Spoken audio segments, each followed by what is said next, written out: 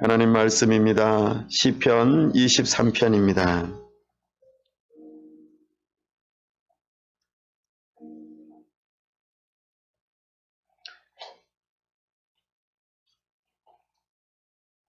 시편 23편 우리 한 절씩 교독합니다. 다윗의 시 여호와는 나의 목자시니 내게 부족함이 없으리로다. 나를 푸른 물 앞에 누이시며 쉴만한 물가로 인도하시는도다. 내 영혼을 소생시키시고 자기 이름을 위하여 의의 길로 인도하시는도다. 내가 사망의 음침한 골짜기로 다닐지라도 해를 두려워하지 않을 것은 주께서 나와 함께 하시리라. 그의 지팡이와 막대기가 나를 안위하시나이다. 주께서 내 원수의 목전에서 내게 상을 차려주시고 기름을 내 머리에 부으셨으니 내 잔이 넘치나이다. 내 평생의 선하심과 인자하심이 반드시 나를 따르리니 내가 여호와의 집에 영원히 살리리라. 아멘. 하나님 아버지, 말씀을 상고하며 말씀을 붙들고 기도하기를 원합니다. 우리와 함께하여 주옵소서. 말씀하여 주옵소서. 우리가 주님을 따르기를 원합니다. 우리 주 예수 그리스도 이름으로 기도하옵나이다. 아멘.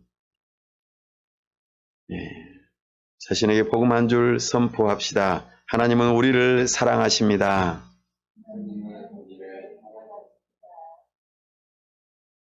아멘. 우리 지난 시간에는 시편 22편 말씀을 통하여 예수님의 고난당하심과 죽으심을 살펴보았습니다. 오늘은 우리 예수님께서 그 죽음의 골짜기에서, 사망의 골짜기에서 일으켜져 참으로 생명을 얻고 영원한 하나님의 나라로 이끌림을 받는 그 모습을 우리에게 보여주는 참으로 놀라운 말씀입니다. 우리 예수님께서는 시편 22편 말씀도 분명 알고 계셨을 것이고 시편 23편 말씀도 알고 계셨을 것입니다. 그래서 십자가를 지러 가실 때에 시편 22편 말씀을 그렇게 암송하며 하나님 앞에서 또한 선포하고 하나님의 뜻이 이루어지는 것들을 바라보았을 것입니다. 그렇게 공포스럽고 하나님 아버지로부터 버림받은 그 상황에서 사망의 음침한 골짜기를 내가 다니고 있구나. 이렇게 죽음으로 나아가는 그 모습을 틀림없이 묵상하였을 것입니다. 하지만 거기에 그치지 아니하고 참으로 하나님께서 나를 다시 일으켜 세우시고 또한 부활을 우리에게 주실 것이다. 이런 확신 가운데에 시편 23편 말씀을 암송하셨을 것입니다. 참으로 우리는 이 시편 23편 말씀을 살펴보면서 예수님과 같은 동일한 소망을 가질 수 있기를 바랍니다. 예수님께서는 1절 시작할 때에 여호와는 이렇게 다윗의 시를 통하여서 시작되는 것을 우리가 바라보면서 여호와라고 하는 이 하나님의 이름에 주목할 필요가 있겠습니다. 그리고 6절에 끝날 때에도 동일합니다. 여호와의 집에 영원히 살리로다. 여호와는 하나님의 이름이죠. 특별히 어떠한 뜻을 많이 담고 있습니까? 여호와 스스로 계시는 하나님께서 말씀하시고 그 말씀하신 것을 반드시 지키시는 언약의 하나님이십니다. 여호와는 언약의 하나님을 우리가 지칭할 때에 주로 표현되어지는 말씀입니다. 우리가 창세기에서도 살펴보았던 것처럼 하나님이 이렇게 시작할 때에는 대개는 전능하신 하나님, 창조주 하나님 이렇게 표현할 때에는 하나님이라고만 합니다. 그러나 하나님께서 아담에게 언약을 주시고 에덴 동산을 다스리게 하실 때에는 여호와 하나님이 이렇게 표현합니다. 참으로 우리는 언약의 하나님께서 말씀하시고 그 일들을 이루신다 하는 것이죠. 우리가 예수님도 그렇고 다윗도 그렇고요.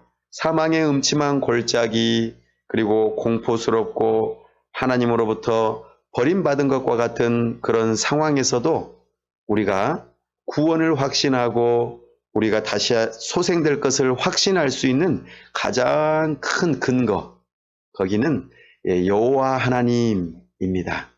하나님께서 언약하시고 반드시 지키시는 것, 그 일들을 이루어 가시는 것, 이것 때문에 우리는 확신을 가질 수 있는 것이죠. 예수님께서도 그러셨고 다윗도 그렇습니다. 예수님께서 그러셨다면 예수님 안에 있는 예수님과 연합되어진 우리 또한 그러해야 마땅하지 않겠습니까? 우리는 그 언약의 하나님을 나의 목자로 삼을 수 있기를 바랍니다. 여호와는 나의 목자시니. 목자는 이끌어 가시는 분을 의미하죠. 또 양들을 보호하는 것을 하는 역할을 합니다.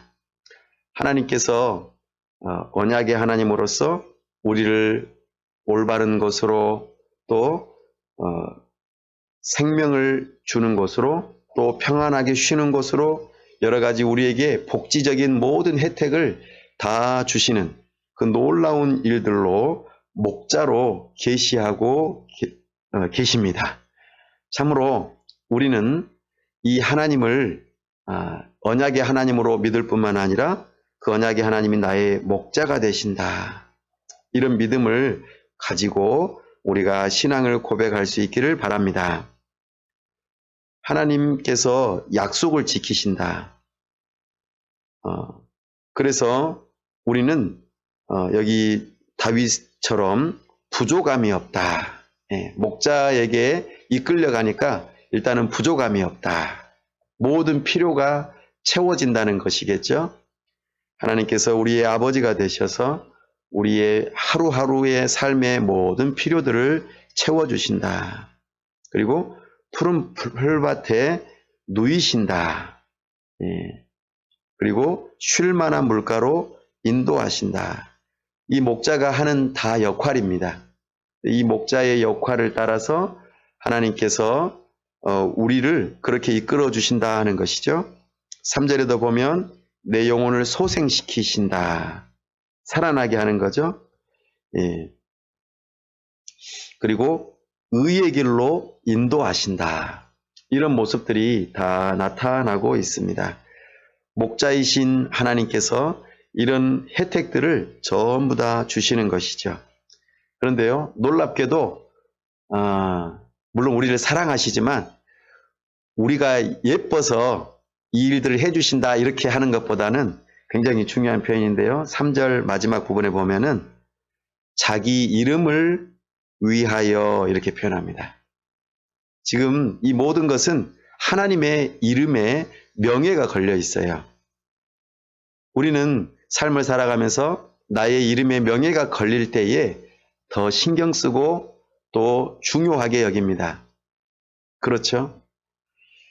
그래서 하나님께서는 언약하시고 그 언약하신 분이 그 누구이신가, 그리고 그분이 이런 역할들을 하신다라고 할 때에 하나님의 이름을 걸고 하시는 일이기 때문에 결코 잘못될 일이 없다는 것이죠.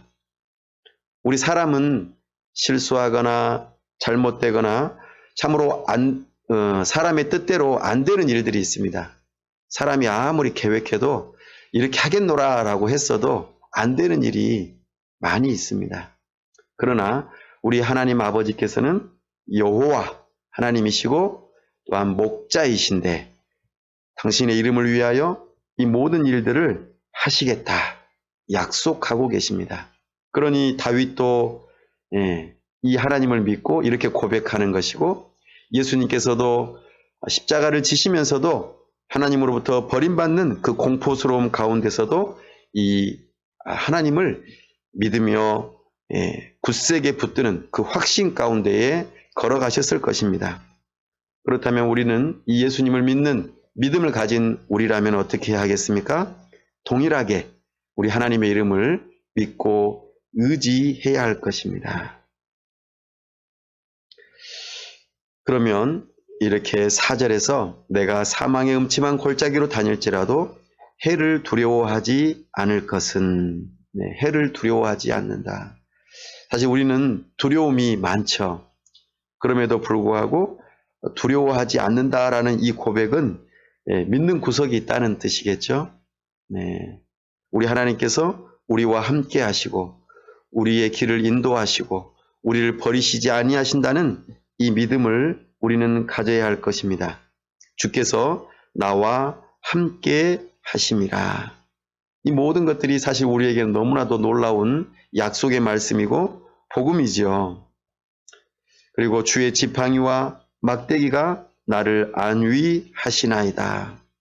야수들의 공격으로부터 지켜 보호해내는 그와 같은 일, 또 마치 왕이 다스리는 것처럼 그 호를 가지고 올바른 길이 어떤 길인지, 생명을 얻는 길이 어떤 길인지 지시하고 이끌어 주시고 그 길로 가야 한다고 안내하시는, 이끌어 주시는 그 하나님을 우리로 하여금 바라보고 거기에서 평안함을 누릴 수 있음을 우리에게 계시하고 있습니다.